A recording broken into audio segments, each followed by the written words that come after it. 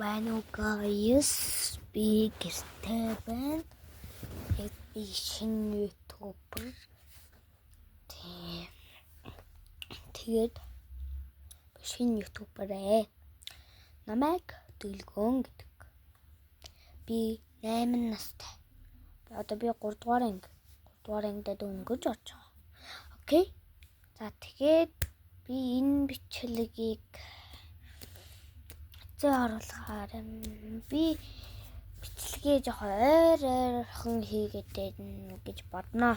Ойрхон хийн гэж хичээе заа юу. Би хичээлээ тарчаад ойроод хийж магадгүй заа юу. За би сургууль дээр очиод видео хийнэ заа юу.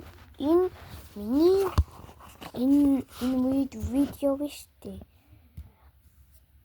Одоо богинохон бичлэг бодлоо шүү за. За баяртай.